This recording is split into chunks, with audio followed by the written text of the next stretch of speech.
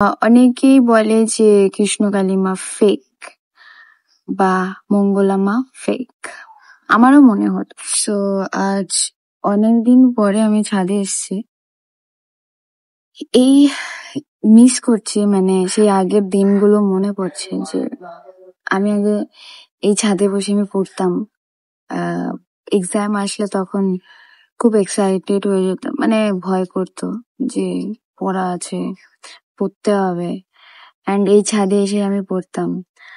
আর পাশে আমার অবভিয়াসলি ঠাম্মি থাকতো, সে মালা জপ করতো। তো ওই স্মৃতিগুলো মনে পড়ে যে সেই ছোটবেলার দিনগুলো খুবই ভালো ছিল।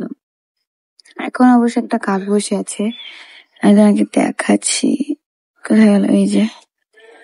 সো কাকটা এই দেখো ওই গাছে উঠে গেছে এখন আবার। সো দিনগুলো কত ভালো ছিল, স্কুল লাইফ ছিল সেই টাইমটা, ওই লাইফে অনেক ভালো দিন ছিল। আর এখন জানি না, এখানে ওপরে আসাও হয় না, আর এখানে বসে পড়াও হয় না, কিছুই করা হয় না আমার এখানে বসে। এই আজকে অনেক দিন পরে ঘুম থেকে আজকে আমি অনেকটা তাড়াতাড়ি উঠেছি, মানে দুপুরে আমি ঘুমাই। সো দেখতেই পাচ্ছ আমার মুখ দেখে বোঝা যাচ্ছে যে আমি দুপুরে ঘুমাই। তো ঘুমের থেকে উঠে আমি ভাবলাম ঘরটা ঝাড়ু দিয়ে যে মাকে বললাম যে চা এখন খাবে, সে বললো না একটু পরে খাই।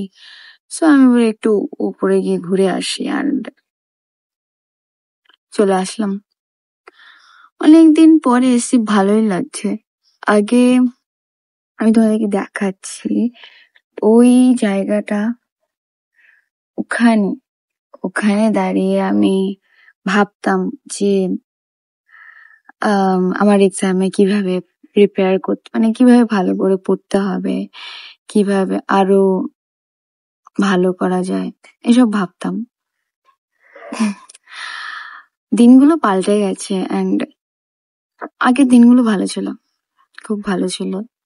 সেই টাইমটা ইজিলি কেটে যেত, বাট এখন জানি না, লাইফ বদলে গেছে, টাইম বদলে গেছে, মানুষ চেঞ্জ হয়ে গেছে, আমি চেঞ্জ হয়েছি। সো আমি আজকে একটা কথা বলতে এসেছি এখানে, ভিডিও করছি আর কি, একটা উদ্দেশ্য নিয়ে। সেটা হচ্ছে কি, কৃষ্ণকালী মায়ের থেকে অনেকেই বলে যে কৃষ্ণকালী মা ফেক বা মঙ্গলা মা ফেক, আমারও মনে হতো ফার্স্টে। কিন্তু যখন আমি একদম অ্যাকচুয়ালি ওনাকে আমি জানি, বা আমার মা জানে, আমার মায়ের থেকে আমি শুনেছি কৃষ্ণকালী মায়ের ব্যাপারে, সো মঙ্গলা মায়ের ব্যাপারে, তার আগে আমি জানতাম না। তো যখন উনি ওই ফার্স্ট ভিডিওটা ছেড়েছিল যে সে পায়েস খাচ্ছিল নাকি কোনো একটা খাবার, মঙ্গলা মা তা কৃষ্ণকালী মাকে খাওয়াচ্ছিল অ্যান্ড দেন নিজে খাচ্ছিল, তো সেটা আমরা দেখেছিলাম, আমার মা দেখেছিল অ্যান্ড ভেবেছিল যে ওটা ওটা ভুল ভাল ভণ্ড, এরকম ওনারও মনে হয়, সবারই মনে হয়েছে। তো তারপরে যখন ওই নামটা, একটা নাম জয় কৃষ্ণকালী মায়ের জয়, এই নামটা যখন ছড়িয়ে যায়, এই নামটা জপতে থাকে আমার মা, তারপরে অনেক রেজাল্ট পেয়েছে। আর সেই থেকে আমরা বিশ্বাস করি যে হ্যাঁ, নাম খুবই জাগ্রত। যেমন আমাদের হরে কৃষ্ণ হরে রাম, কৃষ্ণ কৃষ্ণ হরে হরে, হরে রাম রাম রাম হরে হরে, এই নামটা জাগ্রত। ঠিক তেমনি কৃষ্ণকালী মায়ের নামটা খুবই জাগ্রত। যদি মন থেকে মাকে ডাকা যায়, সে সাড়া দেয়ই দেয়। এটা তার রেসপন্সিবিলিটি হয়ে যায় যে হ্যাঁ, আমাকে সাড়া দিতে হবে, আমাকে তার সেই দুঃখটা দূর করতে হবে, এটা তার রেসপন্সিবিলিটি হয়ে যায়। তো যারাই বলছেন ভুয়ো, অনেকেই আছে, আমি ফেসবুকে দেখছিলাম, অনেকে এই কথাগুলো শুনলে না আমার খুবই রাগ ধরে, মানে কিরকম ভুয়ো ভণ্ড, ও আর কদিন পর উঠে যাবে, এখনো তাদের কি করে বিশ্বাস হয় যে লাখো লাখো ভক্ত তার কাছে যাচ্ছে। আপনি যদি নিজে যান, সে যেই ব্যক্তি হোক যে মায়ের নামে এরকম ভুলভাল কথা বলে, তো সেই ব্যক্তিকেই বলা হচ্ছে যে আপনি যদি নিজে যান তারপরে বুঝবেন। গিয়ে শুধু আপনার কোনো একটা প্রবলেম থাকলে সেটা নিয়ে আপনি মার কাছে যান। সে আপনার পাস্ট দেখবে না, আপনি তাকে নিয়ে কিভাবে আপনি মিথ্যে কথা বলেছেন সেটা দেখবে না।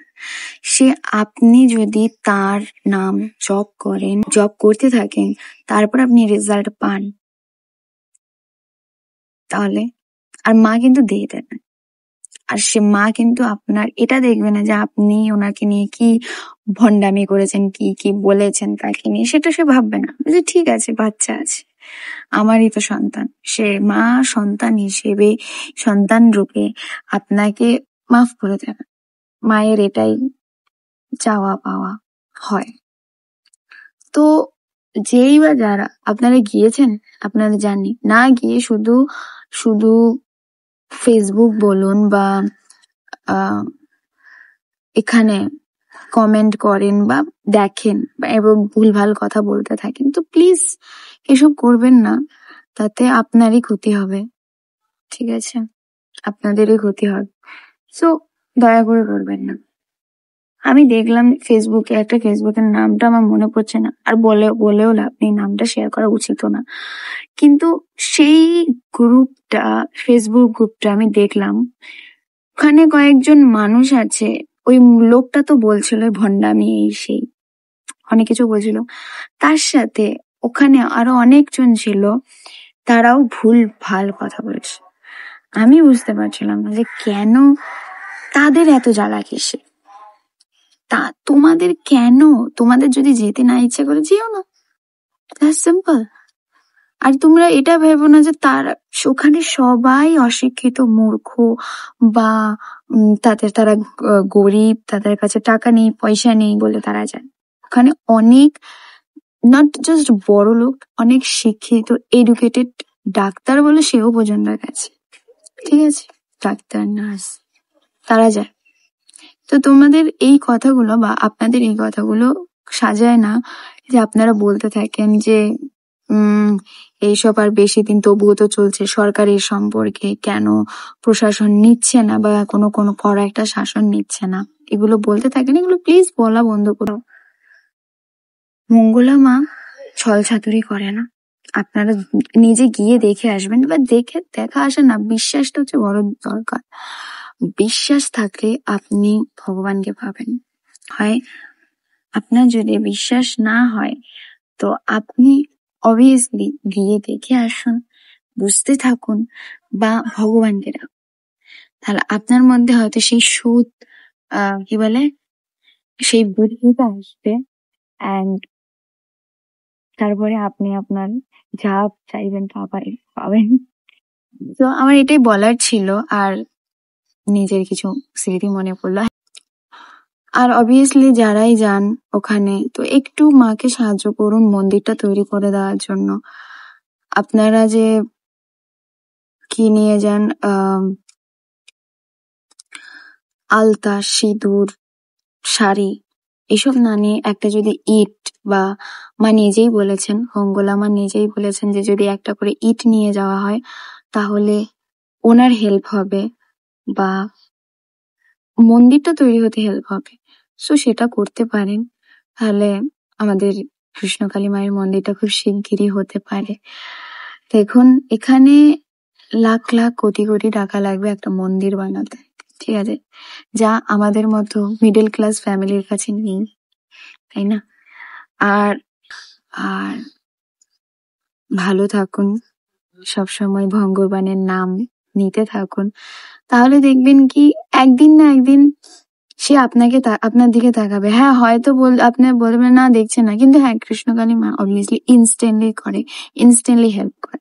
কিন্তু আপনি যদি দেখেন, যে কোনো ঠাকুরকেই বলছি, যে কোনো ঠাকুরকে আপনি ডাকছেন, রেজাল্ট পাচ্ছেন না, তো কিন্তু ভগবানের নাম নেওয়া ছাড়া উচিত নয়, কারণ সেই আপনাকে এই মোহমায়া থেকে উদ্ধার করবে। এই যে এত কিছু হয়ে যায় জীবনে, তো এখানে যে যাই কিছু হচ্ছে সেখান থেকে আপনাকে সেই উদ্ধার করবে। আর কোনো ব্যক্তি নেই বা কোনো মহান কিছু নেই যে আপনাকে উদ্ধার করতে পারে। আপনাকে আপনার যে ভগবানের নামটা নিয়েছেন সেটাই কিন্তু আপনাকে, সেই মহামন্ত্রটাই কিন্তু আপনাকে উদ্ধার করবে। সো বি কাইন্ড, ঠিক আছে? মানুষের প্রতি একটু কাইন্ড ভাব রাখুন, সে যেই হন। কাইন্ড থাকা দরকার। এরকম নৃশংস ভাবে সবকিছু করতে থাকে মানুষ, অ্যান্ড এটা করবেন না। আর ভালোভাবে সবকিছু করার চেষ্টা করুন, অবভিয়াসলি ফল পাবেন।